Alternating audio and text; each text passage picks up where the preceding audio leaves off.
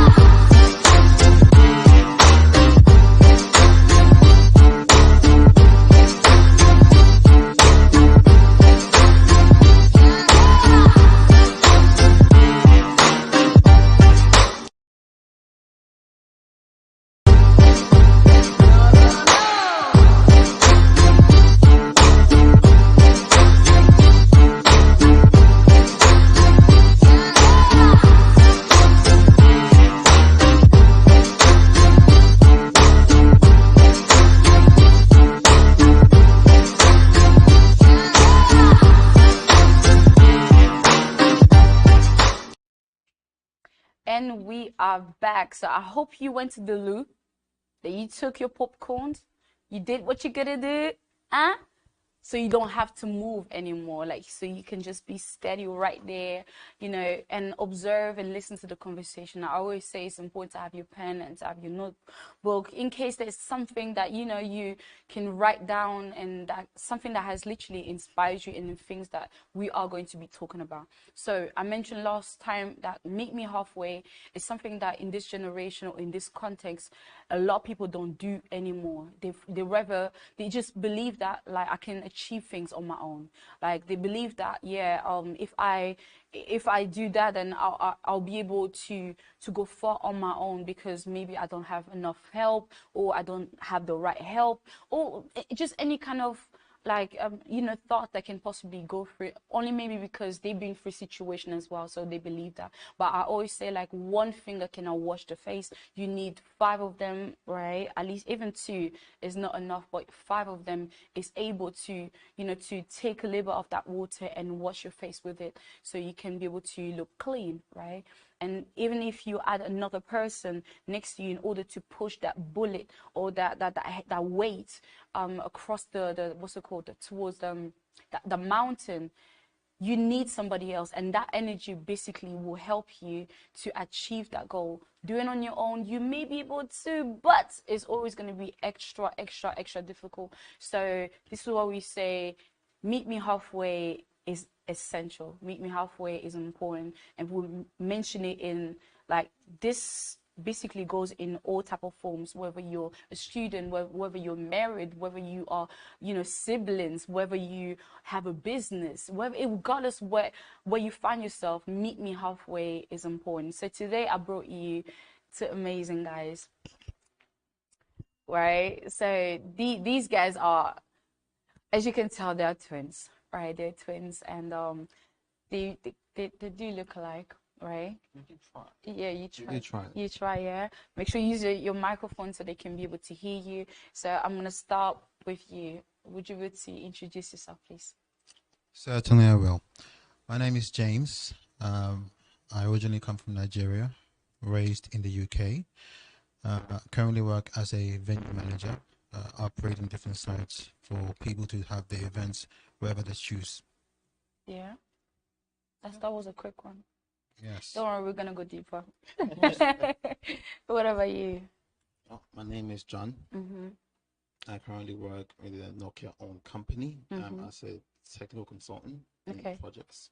So I liaise with internal, you know, workings of the organization and external, and we work towards trying to ensure that our, you know, the use cases and the customer needs have been done. So yes, like he said, we're both from Nigeria, and yes, we have been. Yeah, you guys don't look Nigerians. Well, I don't know, Caribbean maybe. Yeah, maybe Caribbean. No, You just know? kidding. So yeah, so obviously, you know, been raised quite a big chunk of my life. I've been in Europe, of course, and I think we both, or I'm quite ambitious, and I believe in regards to helping our community and just striving to be better. So I'm really always excited to see new things. Yeah, I like that. I like how you just introduced. Yours was quite brief though, but don't worry, we're gonna dig deeper. Slowly but surely. Yeah, of course. Open the cans. That's good. So meeting me halfway. Would you define this word of meeting me halfway in your own words? Well, my own interpretation of that, I think of a compromise. Okay. You know, when you are having a discussion or an issue that affects 2 parties, you have to find a way that meets each other's needs up to a halfway point. I don't think you can get everything you want. Sure. You know, and that's not how life is made. We are made to really work with each other to make sure that we find compromises, which is not a negative thing. No. Despite how the world seems to suggest no compromising. I mean, a lot of people do really think, you know, there's a negative thing out of it, because they literally want to achieve everything that they want, which is quite. Yeah. I know it doesn't work that way. I think we weren't designed that way. If there was a monopoly or an iron fist to have everything you want, the world doesn't move the way you really like it to. You know, if, let's say, me in my company, I decide to say everything I do goes, no listening of any kind, no anything, my company will fail, because I'm not listening to advice or compromising in some positions to better improve my marketing or other aspects that I can do to better get more customers. True. So I think with that word you said, meeting me halfway seems a very significant thing that not many people tend to do willingly. You know, they tend to be forced into it. I noticed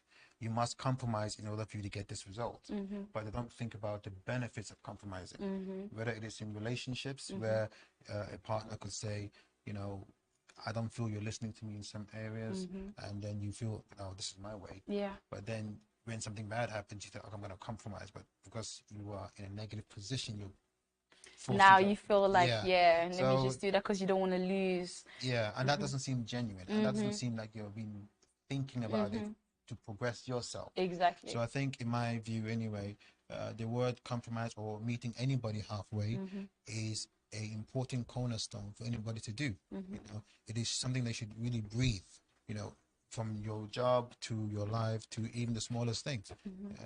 Yeah. I like that. Would you be able to add anything on that? Well, obviously my counterpart has made some quite a big statement there. True. But what I will add to this is that it's all about coming to the middle, and you know, it's a case of the balance between two sides of a coin, you know, and between two sides of an argument, or between two sides of a point of view, and at times, you know, we tend to forget that balance, you know, and you know, sometimes based on where you are, you may be more okay with just being in one side only, and then before you know it, you lose sight of that understanding on the other side. This could be in a political sense and ideology sense, or whatever sense the case would be. So it's good to come to that point in the middle where you can have a balanced scenario where you can gain more from a conversation, from a perspective and a point, and use that to grow from that. Growth comes from a balance. You know, you can't go as further in certain aspects if it's only purely if it's not balanced enough in regards to understanding the other individual or the other side of something. Sure. So it's good to have a balanced point of view so you can make more of an informed decision or more of an informed action point. So yeah, so I think coming to the middle to the point, let's just stand together at that point. Yeah. Why are you on the other side, I'm on the other side? Why can't we stand together in the middle? Exactly. You know, shake hands, you know. And it's so difficult, especially in this generation. Like, have you ever encountered that, like, whereby in a certain place or certain time where you found unbalance, as you're talking about right now, and how did you deal with it? You know, honestly, like based on the nature of work I do, and a lot of people do they do me. I've faced it a lot of times in terms of, you know, political debates, personal scenarios, or other external factors. Yes. To give you an example, I have faced such those matters. Trying to push the microphone just a little bit, yeah. In one, I think one aspect. I think let me use one of the most tumultuous scenarios. There was a case, you know, when the whole debate occurred with the whole thing, George Floyd. Yeah, oh, that was a big one. Yeah, you can imagine, right? I work in the company I work in, of course, predominantly, of course, is white. Well, not in a bad way. Yeah. You know, again, most companies I was worked in, I was the only black person in the room. How did you felt? Anyway, we don't want to go too deep into it, but yeah, me personally, I'm more about judging a man by character than his skin. Personally, for me, but obviously, I know others have other aspects I want to put into the table. Sure. But based on that scenario, and just to make a note, they are diversifying, so there is more gender diversification and more, you know, minorities coming in. So just to keep that note in place. But anyway, when that scenario came in place, it was a tense moment. Yeah. Due to my position in the organization and the viewpoint everyone has of me, and being a balanced perspective, the white folks specifically were comfortable speaking their point of view, but the others, they kept all mute about him. Yeah. And I had tension conversation about what the topic was. Oh, wow. Some of them didn't even want to come to the middle about understanding the factor in place. Some of them were. I managed to bring them to that little bit to the center, you know. Yeah. That was one of the point where I could see that there's some I could never understand. They don't want to come to just to. It's like the ears are just closed. They don't want to. Yeah. And others, of course, they're willing to have the conversation and to come to the middle where they say, you know what, I get you, John. You know, I think I got the point of it. This part I don't agree with. Okay, that's fine. At least we're sitting in the same space. Yeah. We're having a conversation. At least you're speaking. Yeah, that's all it is basically. I remember no one in the comments said anything about it. No one wanted to say anything. Only like a few of them just came to me after lunches to talk about it. But everyone else didn't want to talk about it. They didn't know Probably how didn't to say. want to get fired. Yeah, they didn't even know what to say to some people. I didn't want that. I said, we should not feel a barrier. One lady said to me, I don't even know what to say to you guys now. Oh, wow. Not in a bad way. Like, I don't know if I look at you, if you guys think that's racist, or if it's a case where if you know, it was a weird scenario. But I gave her some context to that conversation to make her feel that it's not the case. Don't feel that just because what's going on at the moment that you feel that you can't speak, or just feel that you should be ashamed. You look at us, you know, what happened in the past, what happened. Well, I think what it is that we need to talk about the pain that we're feeling today, just to have the realization of it, basically. But it doesn't mean that it doesn't stop me having a conversation. You came to me and talked to me. Yes, I made you feel comfortable. Welcome. Yes, not everyone will make you feel that way. Exactly. But it doesn't mean that we should brush everybody in the same brush. You know, we have the same bloodstream in our own veins. You know. Exactly. But yeah, so that was one moment, and there's many more. But it really brings upon the conversation about just bringing somebody into the middle. Yeah. I used to also have some point of view where I was so far right or so far left on the subject, you know, and I love to have conversation and debate it. Yeah, conversation is important. And then they brought me to a center where I could say, you know what, I get you. Thank you for educating me. Thank you for opening my mind. You know, just need to be able just to open your mind and just get that. I like that. You said something in terms of the company, and you said like it doesn't mean because I am the boss that you know I can't get any suggestion or even suggestions in terms of the company or anything like that. And I get this a lot from people who are kind of arrogant. I feel like someone who don't want to listen to anybody else. It's like they're just pure arrogance, you know, and they just want to do their thing in their own ways and completely not listen to anyone's. But they believe that their opinion are the best. Yeah.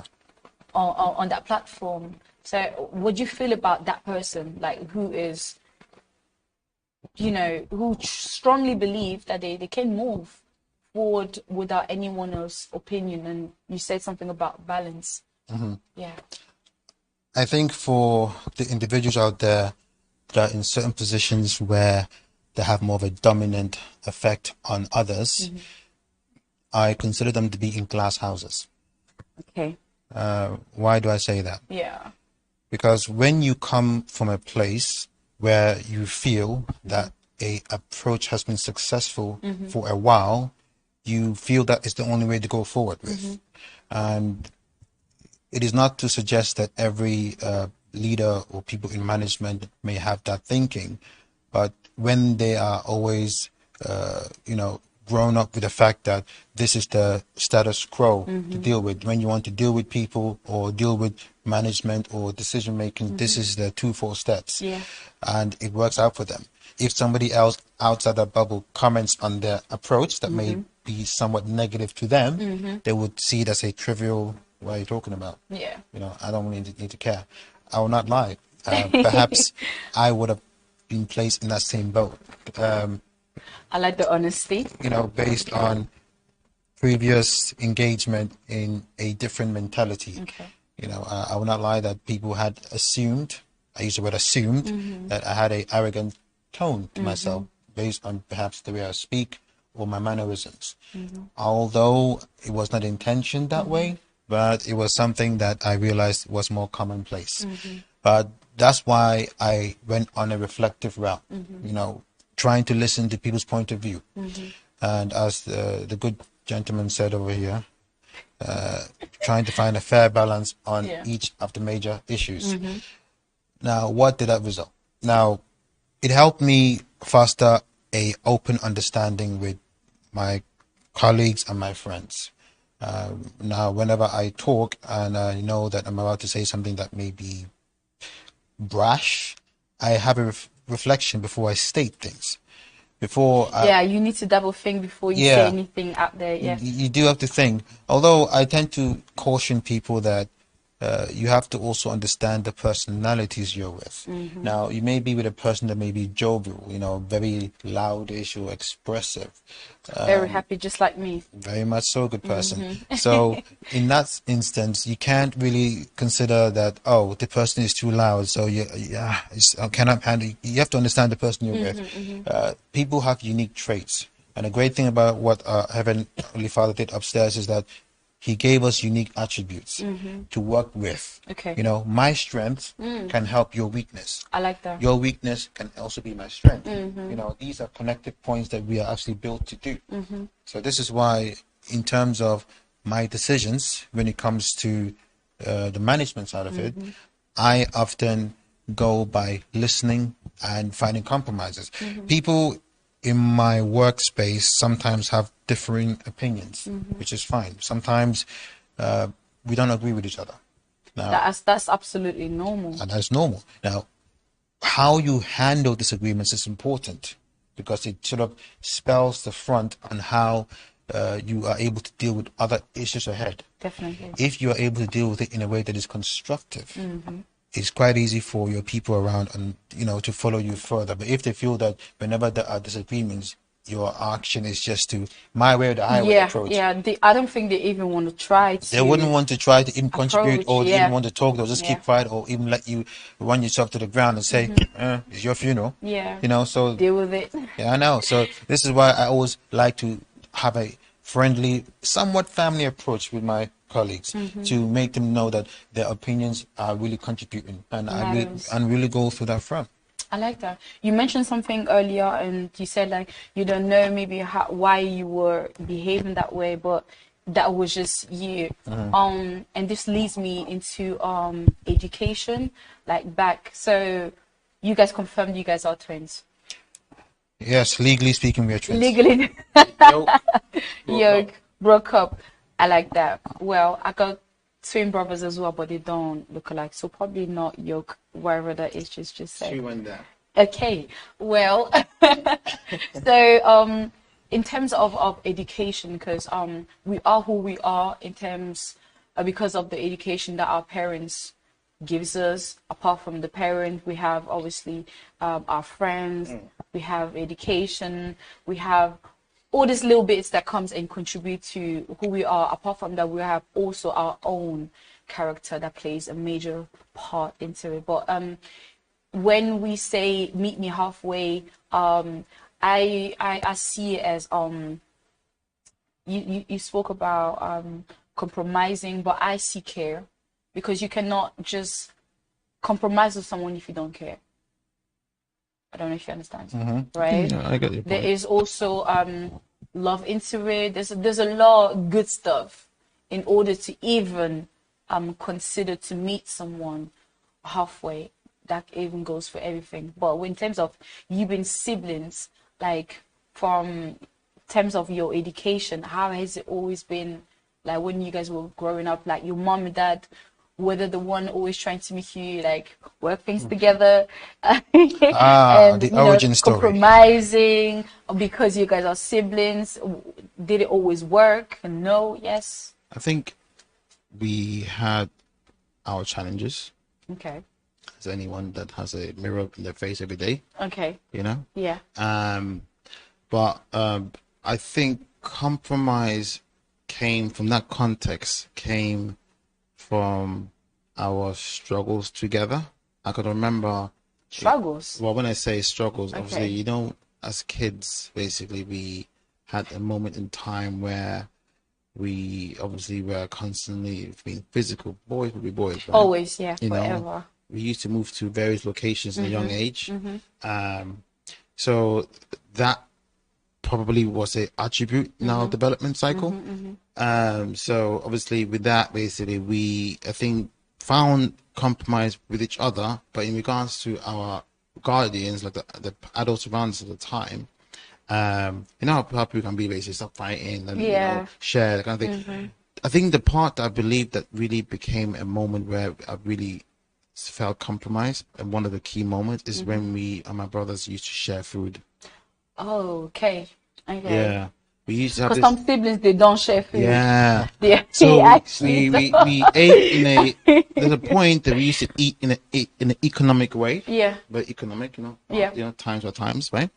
and we used to have a big bowl of rice in this big pan, you know, this thing. Yeah. And me and my brothers would used to eat one section. We used to. Oh my gosh. We determined the areas we would take from. I so like that. this bit, and then sometimes I would give some to my little brother and say, "Here, just take some," you know, kind of thing, you know, like you're being hungry a little bit. Okay. Like sometimes I'll be greedy and just try to take without knowing. Yeah. But from that point on, that was one of the one of the key moments of that compromise, in terms of sharing little things. And I can't really remember. Things that came naturally to us, basically, from times where we were unfair to each other, and then I think whether it's a spirit, I don't know. Just sometimes we wonder, you know what? Here, you know, we just don't want to. I didn't want to just to be selfish there, basically. But it was a great cycle. What do you think, James? I think. What do you apart from the food side? I know, right? I'm hungry. Well, I can say, good person, that part of the way we were able to manage our differences, because as you can imagine, when you are twins, well, normal brothers tend to have differences that can sometimes be testy. With us, anyway, it wasn't an easy ride. Yeah. But it's still not, I believe. I think it is always something that is ever adapting. Okay. But what I'm saying here is that what I do like about how we went about doing it is that because there was an intrinsic understanding, sometimes unsaid, we had an idea on how to approach some things. You know, like there's some things you can have a friend. Let's use a friend like a brother. Yeah. Sometimes you can, the friend understands you as best as they understand, you know, the situation. Yeah. But you can come to a contentious point where one of you will just say, I'm not happy with this, or give some sort of a ultimatum on the friendship, you know. Now, with us here, we tend to... Careful with your mic. With us here, we tend to put away those things. We understand the fundamental importance is our brotherhood, although we don't like talking about brotherhood. Yeah. Why not? Well, it's a little bit mushy, you know. This weird. But I don't mind the brotherhood of the TV show. Oh yes, the TV show I don't mind, but in the reality sense, we don't like connecting to this term brotherhood, this love. I'm not really too into that, but we have all of these things unsaid. Okay. But maybe it could be a male thing. I don't know, but I would never say to you that I can't say that. Oh my God, you've never said it? No. Like ever? No. We have not said that. Wait, would you be able to do that today? I believe that the things unsaid are more powerful than things said. No. You know how to say words important, but action is... I know, right? And I think the actions that we have come through together has spoken much more than the unsaid term. And the words alone today we're Étincelle, and there's someone out there who has never said to their brother that they love their brother. Would you be able to say to John that you love before we continue? What I can say is that you mentioned something about environment. Yes. And this is where it connects. Okay. You know, our environment was quite different. We had a very constant changing environment. So it wasn't something that was fairly commonplace to say these things. But we had an understanding to express it through our actions. Okay. It is part of the reason why I tell my friends, peers, or close ones that I appreciate the words that you say from your mouth, but I always accept the actions that you show me. True. So that's part of the reason why most of what we do, we do it with our actions.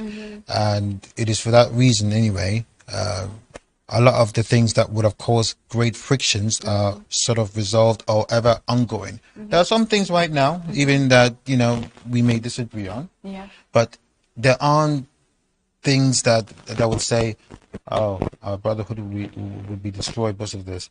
Because once you get to a point of connection with somebody, although it's quite easy when you're blood related, but in any circumstances, when you get to a certain connection, you will understand what is really important to you.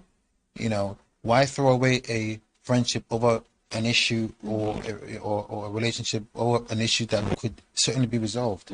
People, in my opinion, are too quick to wave the white flag or use the nuclear option when they don't get their way. You know, whether it is through a partnership, relationship, or friendship. If you don't do this, you don't get my way. Then I leave and you go. And then I go to another person, and I feel that that's not the best approach. You know, I had friends that had interesting frustrations towards me. Again, past, I wasn't an easy person, but for those that stuck with time, you know, they realized that the issues they had with me, you know, were minuscule compared to the grand benefit of the actual long relationship. You know, and this is why when I have people that have different psychology towards me, or, you know, I don't tend to really take it personally. I try to look at the main points before anything else, then just say, oh, you know what, I'm gonna walk away. Because although it might seem a little bit unusual, but I look at the foundation of everything. And, you know, somebody in the Bible once said that, you know, he really pushed us. I mean, he really did his best for our sakes. You know, he didn't walk away. So in a way, I tend to inherently use that thinking that if somebody was able to take the worst things, you know, why something as minor as this are we arguing for? So this is part of the reason why it pushes me indirectly just to not take things too personally. Yeah. So I think that was a big statement there. You know? Yes, of course. But yeah, honestly, as you said, basically, it just, if you go deep to it, basically, it is something that we need to refer to. I had the same experience as well on these matters. You know, not easy, but in time, these things adapt. And you know, sometimes you get to a point in life where you want to really be with people connected that, you know, that are forever kind of thing, you know. Obviously we are brothers and that kind of thing. And I always wondered, is that the relationship that me and my brother have? I know it can never truly be replicated outside, but the form of it can be. Obviously me and him were different, well, similar in some aspect, different as well at the same time.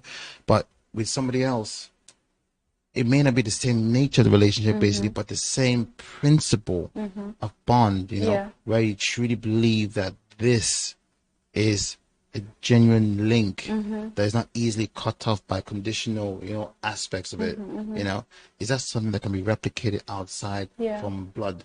I don't know. That's something that I'm really quite curious to understand. I think some people It's a good question. Yeah, I think some people out in the world that probably attained it. That was a lucky one. Some people out there may think they've attained it, but they don't know that they're still in a conditional scenario where if this happened, then it's actually boom. Who knows? And I know that in all things in life, basically, we will get hurt. We can get hurt. And yes, you are allowed to do what you need to do to sort yourself out.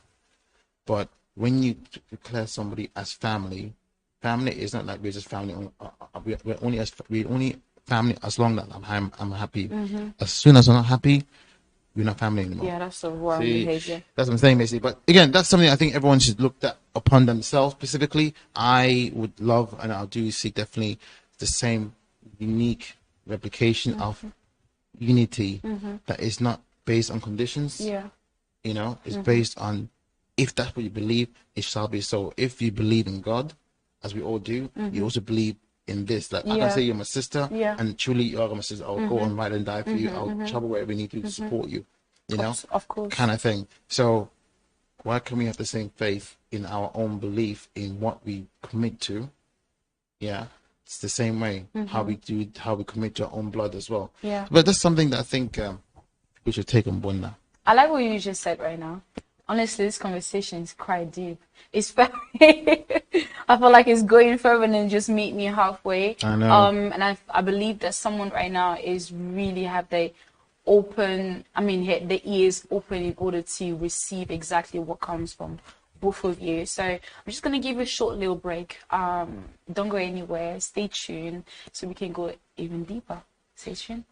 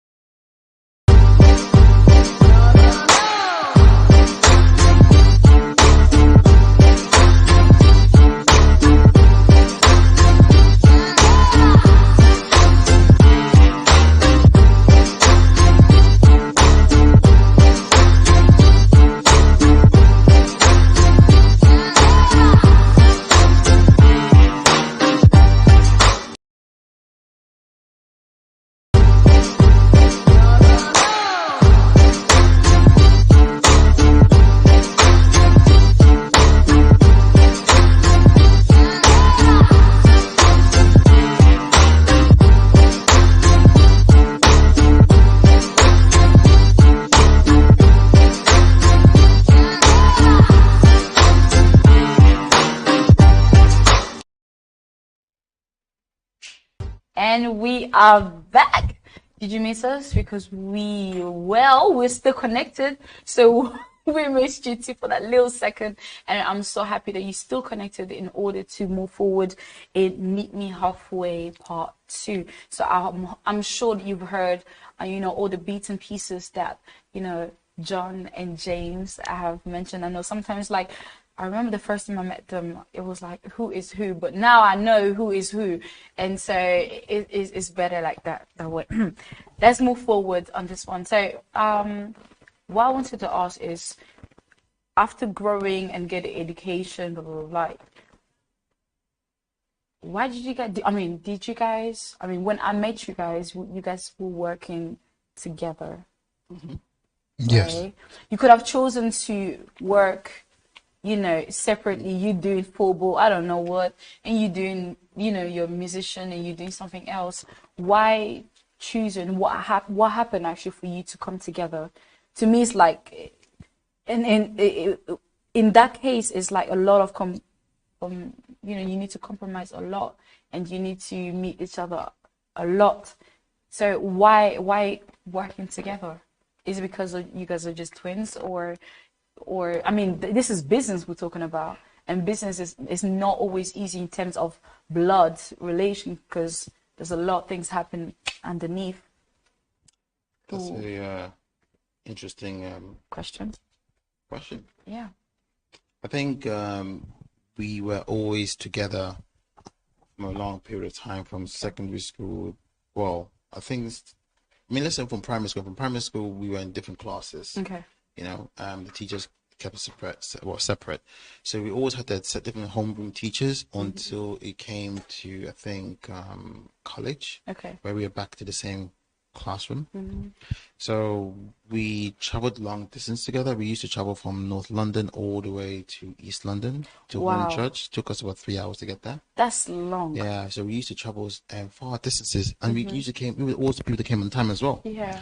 All our classmates. Nice. So we were consistent to that front. So we had these journeys that we always did together.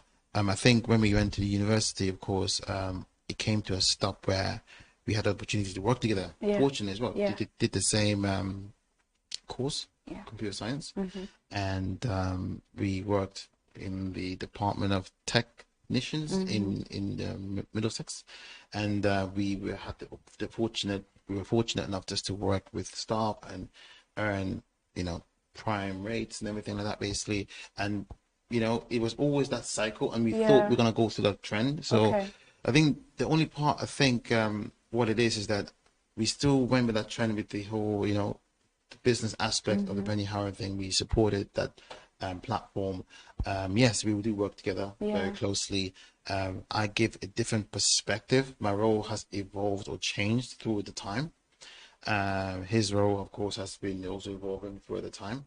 So obviously, I give more the technical projects kind of perspective, or the operations perspective, in terms of how to better the procedure steps, how we could do things better, how X, Y, Z, that kind of thing, how we could make more revenue stream here and there, if possible. And then obviously he looks more in terms of the managerial side of things, of course, in terms of the staffing and the, expansions of things, the contracts and things. Yeah. So we found a balance. We never really bumped heads. We always grew on that, and we're working with third-party companies like Capita, BBC, and some other ones. I think some model agencies. We had some various well-known brands work with us. We just kept expanding. Yeah. So basically, I work for Nokia, but there's other companies I work for, and I still support. I'm part of the business, but obviously it's actually more in a different role per se. So yes, it's always been that way so far. Basically, we always find a way to balance it out without stepping each other. Issue. Basically, it's about knowledge, right? There's certain things that you will ask me that I'm more geared towards. That's my area, and I can contribute. And there's certain things I'll ask him because that's his area. This really, sorry to call you. I'm sure this is it has led you guys to really get to know each other quite. Because honestly, I feel like the reason why there's two people really always clashes is because there's lack of understanding, knowing each other, and acceptance and patience. Honestly, there can be so much more, but right. Again, I think with anything in life, when you struggle with somebody, you form unimaginable bonds. Like people that go to war, to meet people they don't know. Yeah. But those people that went to war with are the family, even much more closer than people that are home, because there's things they went through that the people at home could never understand. Yeah. You know, do you understand? Okay, no, yeah. So if you go struggle, especially in relationships as well, couples that go through serious issues with one another, and if they survive it, they come out much more stronger. They have history that, even though, let's say, they move on to somebody else, they could never compare to that scenario. That this is, I have history with this person. This person, it was authentic, was there in ways that you can literally die for this person. Do you understand? Yeah. You know. So so that's what it is. I think through our struggles, we definitely from one another, and we started enlightening ourselves, you know, and it was really and it's still right now an interesting journey to that process. What about you? What do you think? I think, of course, as he mentioned, the journey that we have gone through, you know, had always come from together, but we had sort of gone to a point where we wanted to work at each other's strengths. Okay, I like that. I know that we did the same thing. Yeah. But as we went along, diverged in some areas. And even with our divergence, there has always been an understanding that the areas that we would learn or focus on or perhaps specialize in, we would use it as a contributing factor to each other in terms of the project's business or enhancement of our own portfolio. Now, in this case, he has focused on a very special skill in IT technology, you know, consultations, new systems, and I've been gearing more on the managerial aspect, staff management, and other contractual considerations. We tend to now use these factors, you know, to work with each other to build things that we like to do. Because one thing we like to do is that sometimes, more him than me, we like to, of course, sit down to create new project ventures. Yeah, I think I can understand that one. Is it the one? I really no, I know. I'm not gonna speak on TV, but yeah, I see what yes, you mean. new project ventures, which of course has different, you know, goalposts depending what we're trying to do, and part of what sort of helps us go along is that we sort of say to ourselves, all right, the world is ever moving and information is always power. Yeah. So we keep focusing on the areas to learn more things. Even right now, today, I read up on new information for my own company just to improve it. The same thing he does as well on his own, you know, computer, and learn more things. We keep doing it. As to your original question as to why we separated or why, you know, it's because we understood that being at the same path to everything wouldn't always be the right course.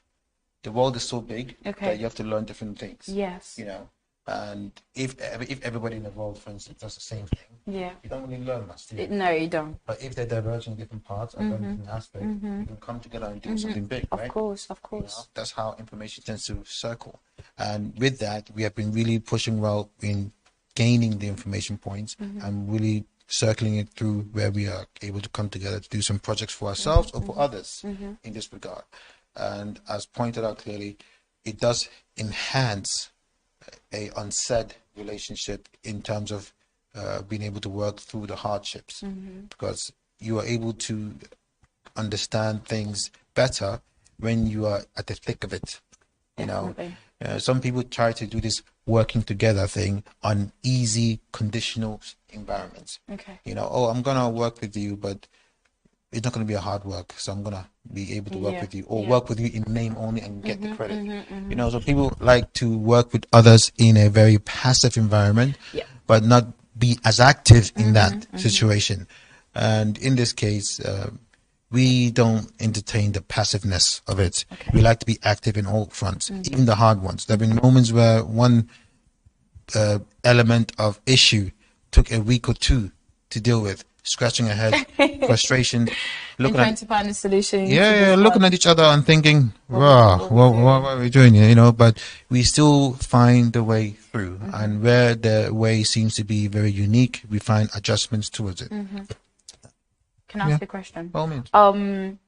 Have you both ever found yourself in a point where it was really critical, like you two were really not getting along at all in specific issue, and somehow, or I don't know, whether it's an hour later, a week later, you guys managed to meet halfway into that solution, into that issue? Sorry. Have you ever had that? Well, we don't have those TV moments. You know, I like the TV moments. we don't have those TV moments where some big issues will happen and we'll make some declarations. Yeah. I don't think we have that. We have evolved. Like one of you maybe stormed out and no. No, that's TV moments for us. Is that TV moments? It's definitely a dramatic scene. Yeah. I do like drama though. Yeah. You know, watch Netflix. Yeah. But yeah, that's what it. No, I don't think we were ever in that. Well, in that case. Yeah, we. You know, our head is screwed on in that sense. You know, we don't ever like. If he was a sister, maybe that would have happened. I think that would have been like yeah. If he was a female, then 100% I would. The female do take things differently. It's true. Thank you. Thank God. Thank you. Thank you for this. Well, I'm right in the middle. I know. Right? Well, I know how females do act. Sometimes they can take a little bit further, but sometimes we're patient. We do. All kinds out there. There's all kinds out there. So you believe it's because he's a male instead of well, male. I think guys tend to be much more easygoing. Let's be honest about things. But doesn't mean that it doesn't happen to some of them. Some men are much more high rate. That they get more angrier, the more passionate. Short temper. Yes, those things based on a subject specifically. But I think in us again, I go back to that equilibrium, that balance. We found a balance never to get to that point. We may have had contentions in the past, but never in a sense where it was. I don't think to that extent. Okay. You know, disagreements, healthy disagreements because of different perspective. But always willing to come to that sense just to understand each other's feelings or perspectives on a situation or a matter. So that's always been consistent. What about towards your parents? Because you guys are twins, and some people will consider you as one. But even when towards your parents or your other siblings, if you do have ones, like the tension or even the willing to come halfway towards them if there's an issue, has it always been hard for you guys, or easy to, to even apologize or even to meet halfway? Well, I think in regards to our folks, of course, we definitely supported them in all things. Again, we never always agreed with everything in the young age. But I think if we did wrong, we apologize. And if anything that we understand, as you know, in African parents, they don't have to explain much to us. You know the deal. It's a different culture. You know how it is, though. It's just you just grow with it. You just get to that sense and just accept what it is. But can I stop you on that one? Yeah. Why do you think it is so? Which one? Why is it that with African parents it's like it's hard for them to to meet their children halfway? I think it's again the culture and also the environment. Let's be honest, when there were most African parents, if you go to the core of the bedrock of the conversation, they've lived in Africa to some extent. Let's be honest, they've lived in Africa to some extent, and then they came here. You know, my mom was in Africa, she came here. You know. The same, my dad is all the same scenario. So they had the culture, the cultural scenario in Africa is quite different in terms of how they treat each other and the way things are. But here we get educated in a different way. We have a different form of culture and openness and freedom. So obviously, when we come up in certain ideology, some of them find it hard to transition to that understanding. They'll take some time. Some of them is like, this is you Western ideology or Western stuff. Like, this is not where you're from. Like, you're from Africa. You should do it this way. This is how it is. And then they see us talking, as they like to say, white or talking this or that. And this is away from the culture. So yes, they will be hard. They'll know the tools. They only know how. But their parents taught them. Same way when you get children, you teach them the only way you know how, based on what your parents taught you or what you have learned in this environment that we're in. You teach them. So that's what they're doing. They're only doing what they've been taught by their own parents and their own environment. I absolutely agree on that one. A lot of what's it called, the youth that I do meet and have some talk is usually oh, my mom doesn't do this with me because, you know, her mom didn't do anything with her mom, you know, growing, whether it was a hug, whether it was just a talk, whether even it was saying I love you, conversation, even saying I love you. Exactly. And I know even like you know, there's couples where they don't say each other I love you often, only because like the wife, for example, like she didn't really see that from her mom and her dad, and that's the reason why. So it's crazy. But going back to what I was saying on when it comes to meeting, you know, your mom and your siblings halfway. Yeah. So and like how easy or it is and stuff. Well, definitely in terms of my siblings, it was definitely easy to meet them halfway as we grew up through our challenges. You know, my little brother, of course, could have been difficult at times and when we were growing up with him. But we definitely met him halfway. There's a time that he was, you know, when you're very young, you start to adopt things here that I don't agree with, you know, and I didn't think it's normalcy here, but then I realized with my friends' children and other ones, it is a normalcy here, how kids turn out here, you know, they cycle, they turn up. I didn't think, but when you're in Africa, all the places, so it was a hard transition to accept that. So there's certain authority that I thought that my little brother had to take in. So that transition was something that was hard to take in, but eventually I came to the middle. We came to the middle, of course, to accept and to appreciate and to care and to love as intended, you know. It was not easy at first. There was a lot of headbutting, a lot of physicality involved, you know, but then eventually it just streamlined basically. So we came to the middle with him 100%. And so again, with parents, of course, African parents, there's not much to say. You do what you've been told. Kind of you just go with it. That's it. So I have a question for you. In this time, and like we've seen it for so many years, a lot of black young boys are dying, getting stabbed, and getting all these things happening. And to me, I feel like it's really something quite sad because they're meant to live more than their parents, but they're the one who are dying before the time. So my question is, do you think it's because this is happening because maybe lack of meeting, parents lacking to meet their children halfway? Because sometimes like miss of communication, miss of understanding, miss of even sitting down with your children. I believe that I feel like in the African community, it's quite you know, it's a major thing. Not really a lot of black parents do really sit down with the children and have that pure communication where the children are really open and the parents are really open. So do you think like maybe like those behavior are happening because parents are not meeting their children halfway? There are elements of trying to understand your child in a way that can be seen as a compromise to them.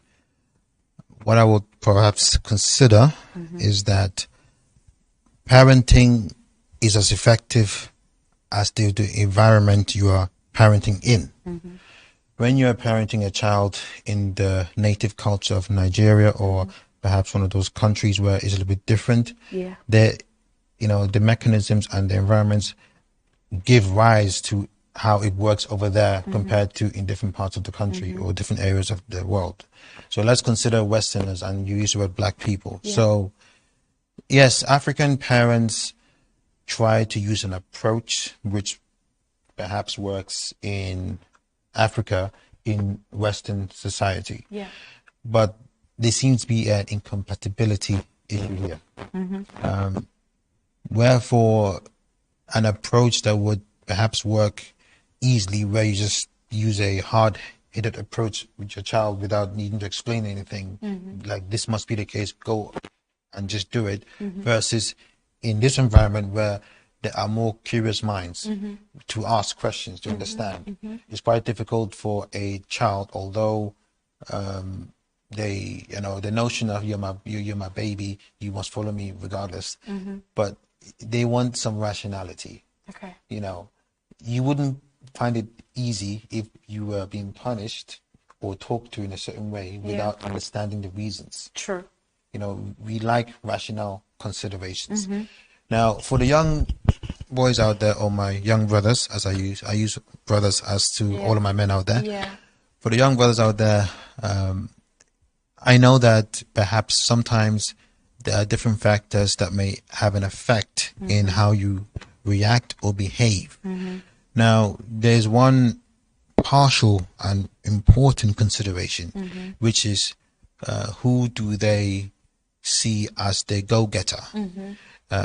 Part of some of the reasons, not the main reason, but some of the reason is that a mom, for instance, has to find a balance being a mom and a dad at the same time. Oh, okay. For some of them. Yeah. Where single parenting has more of a burden to, for parenting, because you have to split two halves. Yeah, exactly. Boys are more adapted to listening to what their father figures say, as opposed to their mother figures. And that gives authority. Yeah, and they're the guiding post for them. Yeah. If that's not visible there, and the mom has to replace that, it's hard for them to distinguish. Because you see how men behave, and your mom's having to behave two ways to accommodate. It can be difficult for the parent and difficult for him to understand. Of course. So that can lead rise to him looking for other figures, sometimes in the wrong places. In the wrong places where they think, okay, this senior boy or this senior uncle that isn't really living life in the right way. I'll follow him because he's showing me the fatherness I need. And it becomes very difficult at times. But that is for single parents. Yeah. Now, for dual parents that are, man and a woman, and dad going into that, this is where it is important to try to meet your kid halfway by making them understand the implications and the reasons as to why you are talking to them. Okay. I can use myself as an example in this case, because I know that'd be good, because obviously it can get deep and complex because parenting isn't a one-way street. There are different shades, different approaches depending on their environment and how they're growing up. That's one thing I always tell people, because some parents, friends that have become parents, would assume that a book of parenting should be the guide or be all. True. I don't think it is. No. It doesn't always work that way. Because they don't always know everything. Yes, and the person writing the book is doing it based on a certain set of circumstances and environments that they are in. So for myself anyway, there were many opportunities that myself and even this good gentleman could have taken their wayward life. You always introduce you as a good gentleman. Simple person. So there's many opportunities that we had in terms of taking a wayward life, in terms of gang related, we were impacted, individually, or doing stupid, idiotic things. But something in us made us not to attract ourselves with that. We were around those people. They would usually spot us. They would really say, yeah, you good friends or individuals. They wanted us to be in their world. They would want us to go do so commit crimes. They didn't even want to come out, but they wanted you to be in their world. Yeah, because that's what I want. But we never went in that world. We never entertained it. There were elements of foundations that kept us through. I mean, obviously, our parent, she did her very best to instill some things in us. It wasn't obviously perfect, but what we got out of it helped us retain our principles throughout. And this is why what I have decided to do, and this is what I tell people, is that one of the most important things to instill in any children is the set of founding principles. Because those principles will guide that child when decisions comes ahead of them. Absolutely. When you are parenting them, you're not with them outside. You're not with them at school. You're not. They're getting anything from really outside. Yeah. They do a lot, man. Right, basically the whole principle conversation. I think it's the same. But just to give context to it, basically, like I don't smoke. Yeah. And my principle for a long time is never to. I attempted twice in my life just to know what it is. But I don't smoke. Yeah. And there was a point in a very long time. It's like I don't drink, not even a sip. It was just Not even principle. a sip. Yeah, but obviously, decades has passed, and I said, let me test that. Let me just Try. and let me just ease myself into it. Not even I don't drink, but I just like cocktail, you know. Yeah. The cocktails. sweet things in life, you know. Yeah. That's all I can, I do. But the Okay. principles that we had, as he's mentioning, the key Yeah. ones basically, we were scared to go on clubs. We were scared to we were scared, not scared, but we didn't want to disobey our parent to say, you know what, come home at 2-3 a.m. Yeah. You know, we had many people telling us, do that, come on, just forget your Yeah, parent. that peer pressure. Yeah, we had that basically. I remember the time when I was going into that attraction to that gang life. You know, trying to, you know, those puffy jackets, just Yeah, throwing hoodie. yeah. I thought it was a cool thing. Let me just try that. Like, I don't know what it That was. fashion. Yeah, I thought it was a thing basically, but I would look at people in the eyes and think that this is what you should do. Yeah. And I think that they're looking at me because I'm cool. I'm not knowing that they're looking at me out of fear They- or what, thank that you. kind of thing. They don't even understood that, you know. And I will always say this: thank you to a friend, basically, that, you know, she doesn't know that was a great effect that she did. That I remember one day where this was in East London. This was in Romford, where she said to me one day, "John, what is this? Why are you wearing this? Yeah. Like, get some real." She took me literally to Romford. I think the shopping centre in Romford, right? That bit basically, and we bought some clothes there. No way. Since then, literally, my fashion sense changed. Change. Wow. Yeah, so I geared away from that completely. Started now exploring. It was such an uncomfortable zone. I was so scared of it. But like, you know, I used to wear the same clothes all the time. Yeah. You know, like, and I thought that was my identity. Yeah. You know, so I expected people always looked at me like me and my brother wearing a particular thing all the time, and we were comfortable with that. We were playing that role. Not to go out of it. But when she did that, the first time I came in, I was so scared. I was like squirting. Then my teachers complimented me and saying, "Oh, look at that, look at that." I said, "Oh, okay, great." And then from that point, I had the strength. The keyword, I had the strength of my own self. Again, there was no guardian influence in this point. Basically, I had my own strength to try things out. Let me just buy this. Let me try that, and then just go away from that period and still keep the principle of not doing this and that and that instilled in me all this while. So I think what my brother is saying there clearly is right. If you could teach a child that principle in an early age, you know, that's all you're going to do. When they go out there, trust me, that they're exposed to weed, people that are telling them to do this, to fornicate, it's all there. You know, they'll come back at home and say, "I'm a good little girl," or "Look, a boy," and you don't know anything. And that's what it is. And if you hear something about your child, you say, "That's not my child." But Because most parents, they don't even know. Yeah. Like, I could give an example on this young boy who died not long ago. I mean, like, his mom didn't even know that, you know, he was involved in any kind of gang or anything like that. He came back with his mom after doing some shopping, you know, dropping all the shopping at home. Someone called and he said, "No, like, I want to stay with my mom. We just came back home." And the guy insisted. But then as he went outside to meet the friend, that's when he got even stabbed on the neck. It was all over the news. So it's just crazy how most of those boys out there, they really like, their parents don't even know anything of what they think that they're doing. And then this comes with a lot of things that you just mentioned, but foundation principles are quite important. I did ask a question to this young boy not long ago, and I said, how can we help young boys from stopping to enter a gang, or even going to the point of stabbing each other or kill someone? He said that the thing is, most of those boys, they want to go to the point of, like, they were just about to go to the jail, or like death, literally nearly.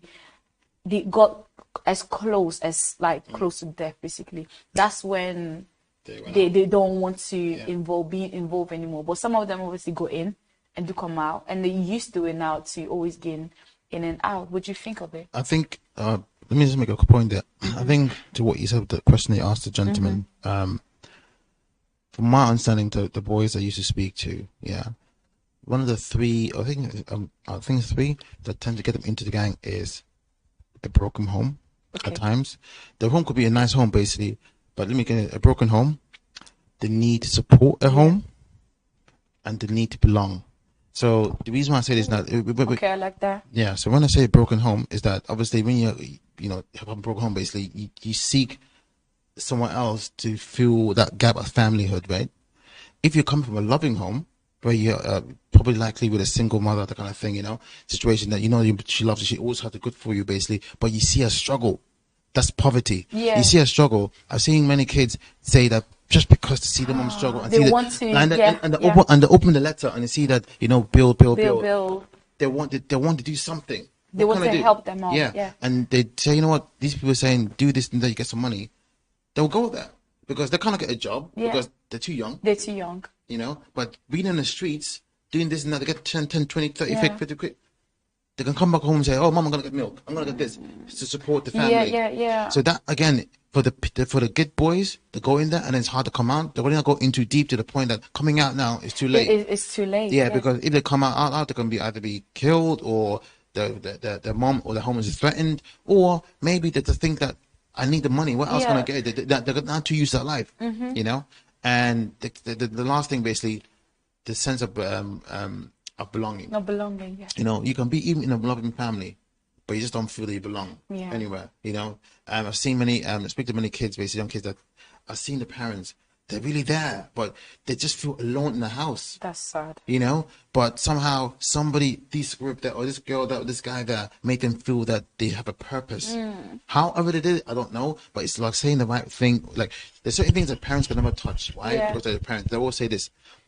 You're my mom. I expect you to say that. You're my dad. This is what you expect. You know, that basically. But if it's someone outside that bubble says something to you, gives you feel that you actually are worth something, it does impact it. Yeah. So that is also one way that people find themselves into these kind of groups. So it's just one of these things. How can that prevent it? I think for parents in this country specifically, it's a hard ball game. You need to figure out a way. As go back to what you said. I can even say something on this one because I know this family whereby the dad, for many years, is like the children are doing what they gotta do to get money, but every time they send it to him, he's enjoying the money, but he's not even asking himself where the money is coming from. Yeah. So as a parent, you should know. It has to be this tick to even ask yourself, okay, my son is not working, my daughter is not working. What are they doing to bring this money at home? Like, I'm enjoying it, fair enough, but what are they really doing? You see what I mean? Like, what are they selling? What are they, you know, what are they getting themselves into in order to come out with this money? And it's really sad not be able to ask yourself that question, like, what is my daughter, my son doing out there to get the money? But sometimes you don't want to know. Sometimes maybe you feel that you need the support. Yeah. And some parents are complacent but that on is that. selling your son and your children like low, like, and for very, like, you know. Yeah, that's what it is. But what do you think, James? I What do you think before we go to be calls up? Well, what I can certainly say, yes, you're right. Lack of belonging, family dynamics tend to have an effect in a adolescent's point of view. Now, it goes to an important point when it comes to some of the youths, and that is a sense of purpose. Yeah. Parents should guide their child to find their sense of purpose as much as they can, sooner rather than later. Yes. And that is in combination with principles and knowing where they should be going. I don't know if you've noticed, time and time again, I've been asking different young adults as well, do you know your purpose? Most of them don't. They just stride through life, or they just didn't know. They're just going by what my mom told me this, I'm just doing this, but they didn't really find their purpose, you know? Absolutely. You know, and vacancy of purpose leads you to find whatever fills that void, you know? The majority of people tend to stride through life going by either what they've been told to do, but the few that really need purpose for them to make the right decisions attract or go to people that help them do the stupid things. Yeah. Remember when Iron Man, you know, the girls are tricked or advised into, you know, adult world that they shouldn't be going into. The boys are related to gang life or money laundering or money stealing, you know, but the fix for it all, in my assessment, is that for those that are already in a place where they're in touch with the wrong set of people, you just got to give them a new set of purpose to fight for or to seek for. Yeah. Because if you are already at home and you have not been engaged with them, you're quite easy. I mean, you can just instill the purpose, instill the principles before that you make the decision. But for those that are currently out there in the streets, Yeah. they need something that they believe would be more than what they're getting now. You know, some of them have seen money. Yeah. They say, oh, would I ever get this money when I work an honest job? They may not do that, but they need to understand that the principle of it and the value of it outweighs that of what they're doing. What's the point of getting cheap money or quick money and lose your credibility at the process, going to prison and that? You know, there isn't enough conversations to those that are in that world about the proper prospects of being in, you know, the right set of lives. And for the parents that are unfortunately presiding over kids that are in that situation, the answer, in my opinion, is not just to shout at them and say, I'm going to disown you or kick out of the house. That's not the solution. That will never help them. The answer is to actually mellow with them, sit down with them, meet them halfway, and try to bridge the understanding that they are lacking and guide them to a new set of purpose. And eventually they will want to leave, which will be the hard part depending on the gang situation, but they'll want to leave and then they'll be able to tell you what's going on. Yeah. Most of the time kids don't want to tell the parents what's going on because they fear the repercussions. Yeah. I tell her I'm out of the house. I tell her I tell her I will not I'll get my PlayStation taken away. Access will be limited. I tell her I may be taken to care. Whatever the case may be. So you have to make the child be aware that whatever they tell them would not lead to the worst outcome, you know, so that they feel secure. Comfortable. You know? I know kids right now that I'm around that sometimes they feel difficult to say things to their own parents because they know the ultimate consequence. Well, I have to say that the kids do need to be punished. I'm not suggesting. Way. So basically, just to make clarity, basically, I know you said the ultimate scenario, basically, but you use the word taking a PlayStation. I think that's a common thing that a parent can use as a tool to take. We love our games. No, don't take my PlayStation away. Don't do that. I'll behave, please. So, did you get me? Yeah. So, just to make some context there, specifically my commentary there. But yeah. No, you're right. I mean, obviously, there are different range of punishments, and light to severe.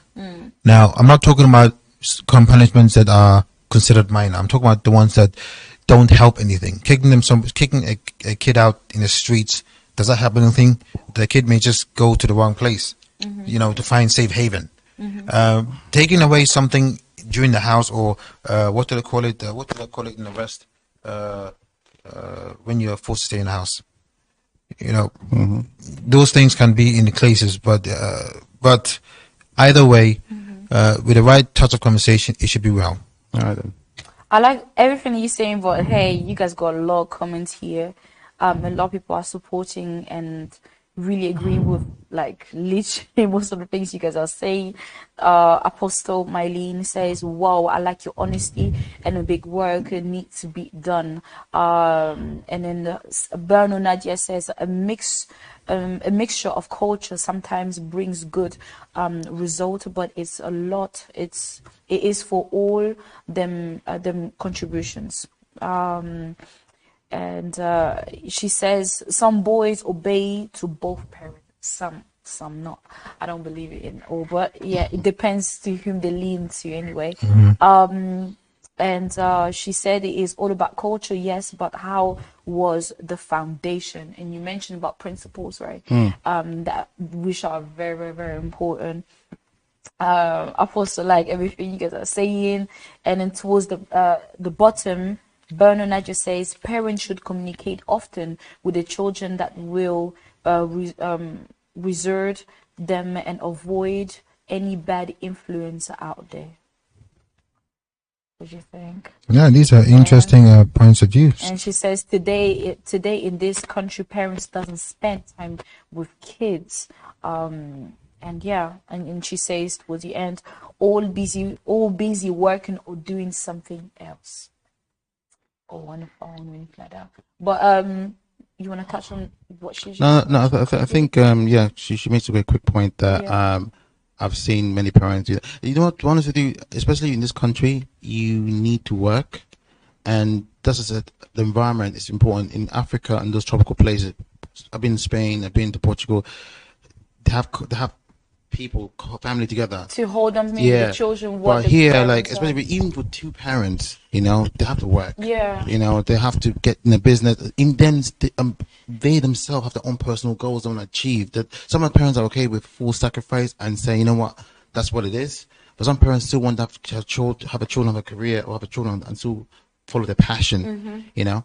So I think that is once again about compromising. Yeah. And again, that's why you have to make that balance and see what it is and the sacrifice. I'll also use the word the sacrifice, but that is some part that we do. Like, do we sacrifice some of the things that we still want to do just to make sure that our child turns out right? Okay. Of course, that's a responsibility, but you know. All right. Before we end, the last question of today is. It's all about Étincelle. Étincelle, as I said earlier in the beginning of the show, it's all about someone relating basically to your story. I believe that we all, human beings, we all go through situations, but sometimes most of the situations that we go through are kind of a little bit similar to each other. And it's just that maybe in a different context and in a different way, but it's kind of the same, and somehow this person is not knowledgeable enough to be able to come out of a situation, but when you tell your story, when you mention that this is what happened to me, but I came out of it because of this, because of that, they may be able to relate to that and find strength in those words and actually come out of it. So I will ask individually, have you ever had that situation where you find yourself in a blurry place and you didn't know how to come out, but it obviously took you some time, whether it was God's help or whether it was somebody's help, but you finally came out of it? Like, have you ever had that? Yeah, of course. I think if you've lived a long life, every man and woman have definitely gone to that point. I think from my point, I've been in a position where I felt lost. I did not know where to move forward, backward, left or right. Why did you feel lost, if I may ask? Just because I think it came to a point where I needed to make a decision. Again, like, I think going back to the very beginning, I like to create projects or ideas and those things, right? I'm always creative in that way. There's a point where I was trying to chase my passion specifically, but I needed resources to do that, you know, some financial resources to get these things up and moving. I had a great idea, but then something changed in regards to even the business room. Something changed, and we had to give us some space and those things. So my excited dream, or not a dream, but like, you know, that aspiration that I wanted to do had to take its back seat, and I started looking at the calculations, really like that's how much money it would take to get this sorted out or to run this, and that put me down a little bit. You know, the capital needed just put me really down. So I just went to the drawing board. I did not know what to do. I was in limbo for a bit. Oh, wow. I bought the equipment. I was just in limbo in a bit, basically. So I said, you know, I don't know what to do in this point. So I lost enthusiasm. Later down the line, basically, despite the despair I felt, I now came across a point where I found light again. I did, yes, pray upon it, and I did try to communicate with those that were positive around me as well. So obviously, eventually, it came to a decision that I knew how I could move forward, and that changed. Basically, I found a compromise. Yeah. I definitely found a compromise to the situation that was facing me. And then now, the idea, that passion still there for me. I know how to make it run, basically. I already got, I thank God that I bought the equipment. I thank God things are still set in place. All I just need to do right now is find a process. And that is it. That's it. That's all. And I already found I'm almost finishing the cycle process to start from when a person comes in and just, you know, the steps. And then I can just starting small with the Groupon as my major clientele base and all the things, and then make it moving. I like that. Yeah. So now you're in peace. I am. When it comes to that situation, of course, yeah. I like that. What about you? Well, I would say mine is more interpersonal. There was a struggle at one point when it comes to individual engagements, people engagement, as I've mentioned to you before. I was at a point where I didn't consider change was required. And there was some degree of humility applied. Okay. When from having different conversations with people. Strong, contentious, but it left me somewhat bewildered at one point, where I started questioning my engagement with people as a whole. Okay. Not that I was in depression or anything, but I was trying to understand if this was the point of view, if this was the interpretation, what does that make me? Because I have been a positive person for quite some time. And after some strong reflection and discussions, I tried to, be at peace with the people that were perhaps afflicted with the approach I'd had before. Yeah. And, it helped me grow as a person in how I engaged. Perhaps you always notice I use the word good as part of my adjective. Yes. That stems from that as well. So it is for that reason anyway that turbulent moment interpersonally had led me to become more stronger in terms of how I approach people in a positive light and to try to really get the best out of them. I'm importantly myself. So at this point where I am at this point, I'm quite happy with this, talking to different groups of people, even the ones that perhaps I wouldn't have necessarily talked to. I talk to all groups in a positive approach, and it has been working quite well. So I'm quite happy about that. I like that. I actually like what you just say, and then someone just say, Bernadette just say, bless you all. Wow. So we reached the end of our show.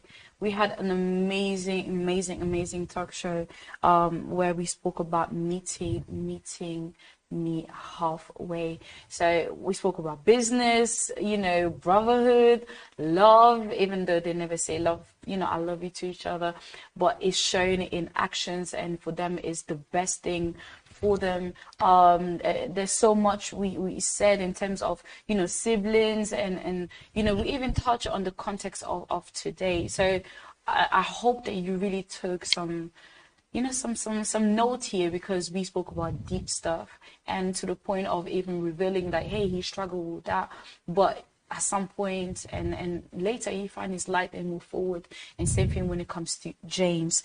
Do you have the last word you want to say before we close up? All I can say is that family is important. Trust in yourself and trust in God, and don't be too shy to hear new opinions and new voices. Even though you have your own views and principles, it doesn't hurt just to hear someone out or just to try something that is within reason and within a respectful scenario, basically. But and just branch out, basically. Don't be too scared. We only live once, and we need to be able to show ourselves and show our children that certain things can be dealt with the easy way, just by having a conversation. Of course. What about you? I would certainly say that life is never a straight road, but so far as you're walking those good legs, breathing those good air, there's always a change you can put in your life. If you are certainly in a position where you don't feel you are at your best, or where you feel that things are against you, or perhaps you think that life is not treating you in the way it should, always remember that it is never your final story. Stories are meant to change. Stories are meant to be read and continued. Take it from myself, from having different chapters of my life where there were difficulties and great parts. You will, of course, have even better points in your life. So don't be discouraged in your situation, wherever it might be. Always be hopeful that it will change. And I can say that for sure. For me to be from a place I used to be, as one of the titled, the most negative person, to now the most positive person, trust me, things can certainly change.